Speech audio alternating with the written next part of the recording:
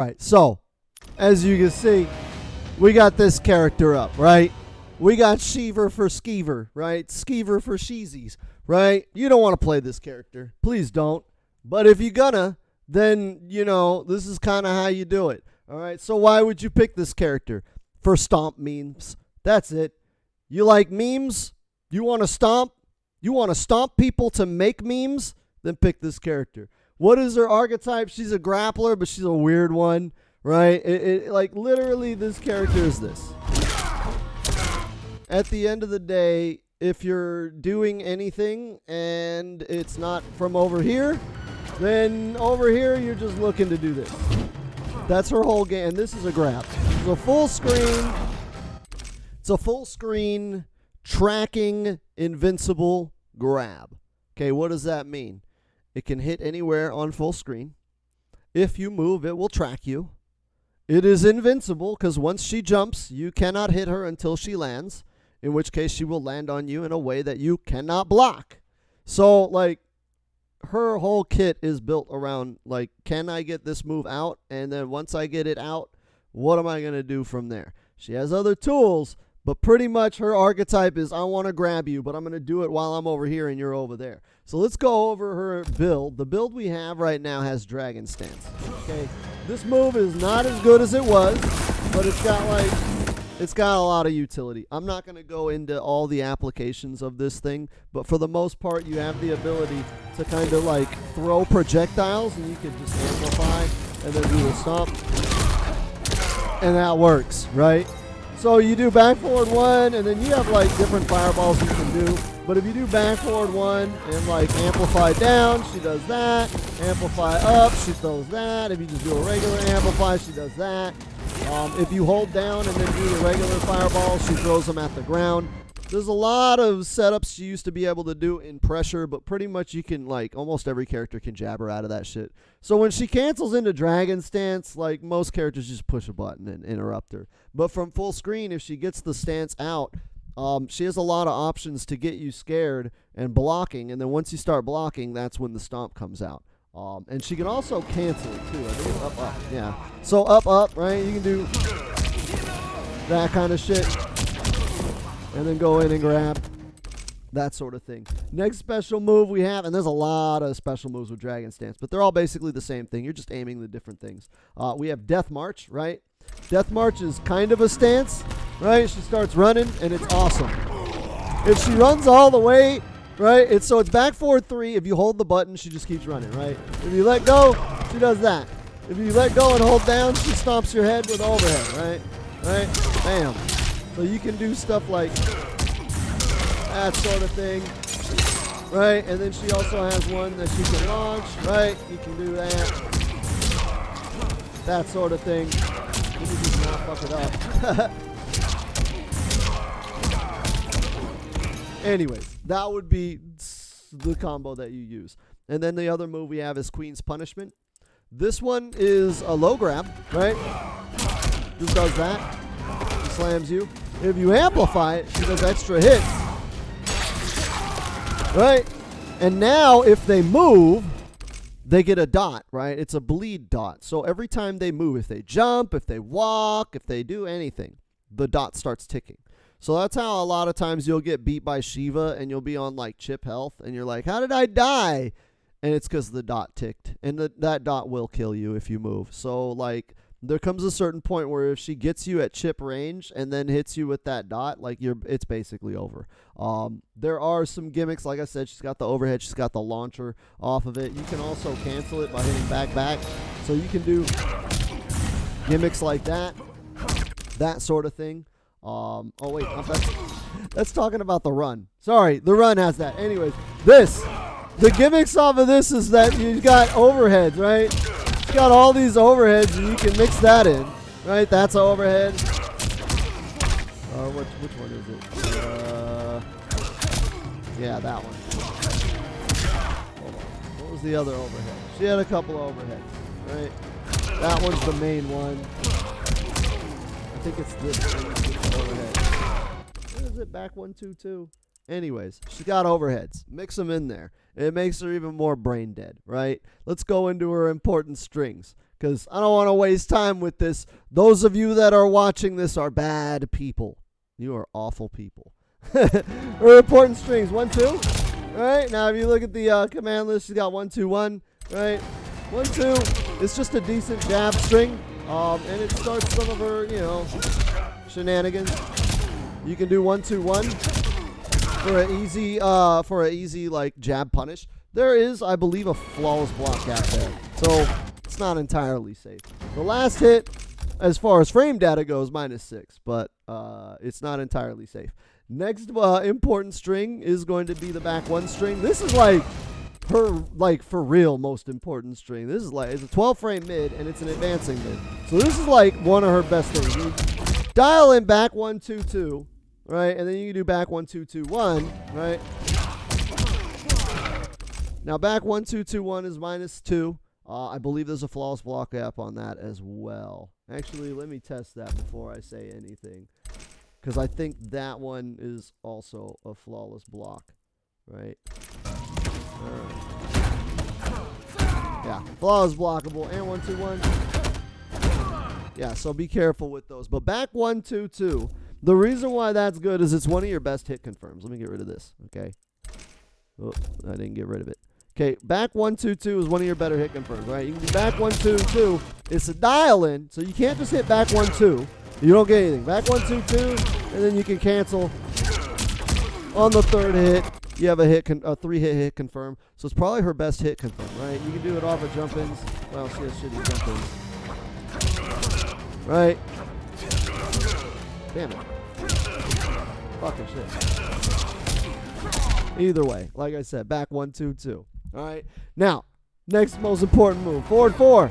This is like, unfortunately, her best mid, and it's not very good. But it's 10 frames, so when you're in here, right, range 1, and you're doing a poke war, right, and they're mashing because they're an idiot, chances are they see that you're Sheeva, they're probably going to mash every time you get in close anyways, right? So you have this to check them, right? If they do it poke, you can do that. This is hit confirmable. Not an easy hit confirm. It's kind of a hard one, but you can hit confirm it. I'm not getting it. There you go, right? And then it does have a follow-up 4, 4, 3. Get a nice little hit. You know, you don't get that much damage off of it. But it is a 10 frame mid, and it is a 10 frame hit confirmable mid. So use that to kind of check people and get them off of you when they're mashing. As far as like the whole string, so forward 4, 4 is like unsafe. So if you're trying to stagger it and play stupid games, right, with this, right, 4, 4, and they block it, and you keep staggering, then you will win stupid prizes for that stupid game. But forward 4, 4, 3 is safe. -6, so even Sub-Zero can't punish it. He does get a guaranteed down 1. You can't interrupt it. It's uninterruptible, but it's not guaranteed to hit. You just you can block and hold that.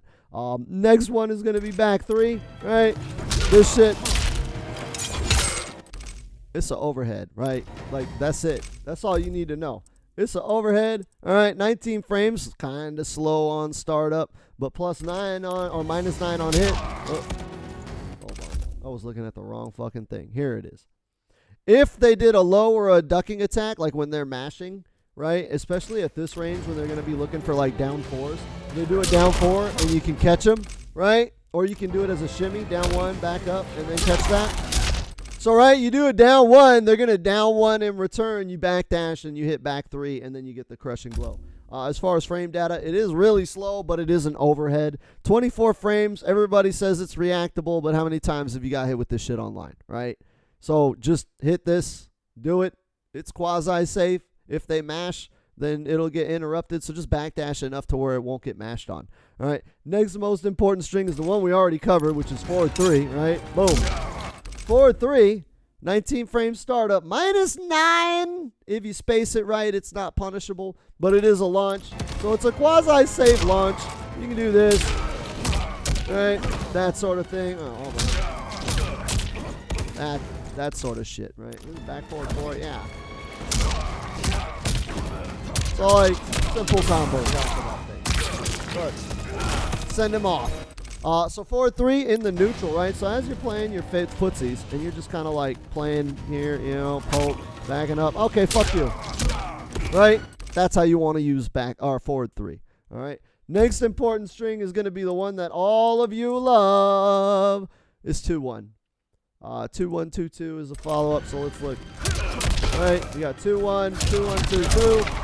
2-1 ends in an overhead. Second hit is an overhead. It's -10 on block, so it is quasi-punishable.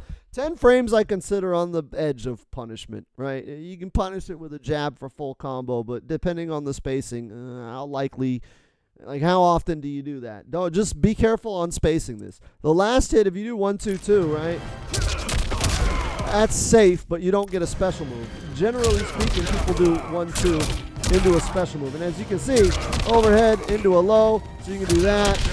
Catch them with the low grab, or you can just mix them up and go for the low grab. It doesn't matter how you mix them up there, right? Just know that there's an overhead on the second hit. It's not really reactable, especially if you mix in the low.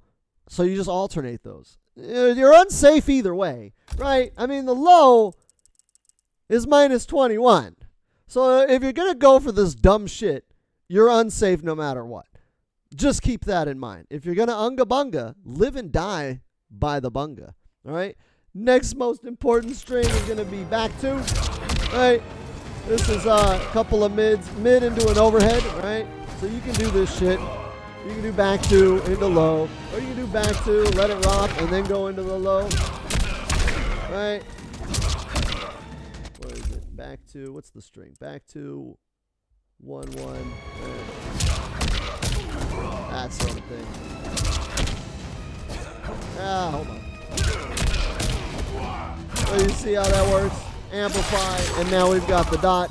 Again, you just want to mix up with the overheads and the low. Back 2, 1-1, right? -9 on block if you just do this. So you can be punished if you're spaced wrong. Back 2, 1-1-2, -6. It is flawless blockable, right? But this would be your safer option. Safer option, and it ends in an overhead. So you can do this. And now they have to guess. But the overhead is a little bit slower. It's a little easier to flawless block that as opposed to this shit, right? You can't block. You can't react to standing too low. You just got to guess, all right? Final most important string, or next most important string is forward 1. This is the shield. This is your advancing mid. This is like when you're playing the neutral and you need to get in. This has a follow-up forward 1-4, knocks him away. So, like, you generally don't want to, like, just dial that in. But forward 1, 4, -5 on block. And forward 1 by itself, -2. So, you don't necessarily have to overextend, right? You can do forward 1, get in, and then start doing your other shit, right? Forward 1, you know, that sort of thing. But if you're staggering forward 1 a lot, right? You're using forward 1 to get in and then going for weird shit. If you're staggering forward 1 and they're starting to catch a read on it, they'll start pressing, and that's where the second hit comes into play. You do lose your positioning, you do lose your spacing, lose all of that shit, but you can stop them from interrupting your stagger.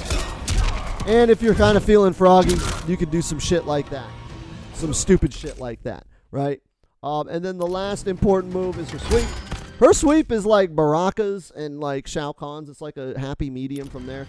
She does not low profile as much as most other people with their sweep. Like, as you can see, she's still kind of standing. She will low profile a lot of jabs, but for the most part, you want that advancing movement, right? So you're going to do this to get in, and you're going to do this to get in. And that's kind of how you get in on her. And now you have Oki, right? But other than that, her sweep is just generic sweep. -5 on block. 15 frame startup. It's not a bad sweep. It's a good sweep. It's one of her better moves. It's just not as good like as Shao Kahn's sweep, or other characters have better sweeps. But like when you have a character like Sheeva who is literally balanced around this shit, we're going to talk about that more. But this is what she's balanced in. Okay, her whole character is designed around that. So everything else sucks to compensate for this being good. That's kind of how this character works, all right? So when you're looking at important range, This is where you want to be, range 1, because this is where she could, all of her moves are very, very shitty as far as range goes, but when she gets inside, it's mix-up city, right? You're playing a coin toss every time. And if you're ever not here, you're just over here looking for an opportunity to land stomp. That's literally how she plays neutral. You're over here, and then eventually you're either going to go in, right? You're either going to go in, or you're going to stomp. And if you stomp, this is where the stomp becomes cheap. So stomp is down, up. She just does normal stomp. You could get the aimable shit or the... listen, all you need is regular stomp. And the reason why is because if you hit stomp and you hold L2, she delays it.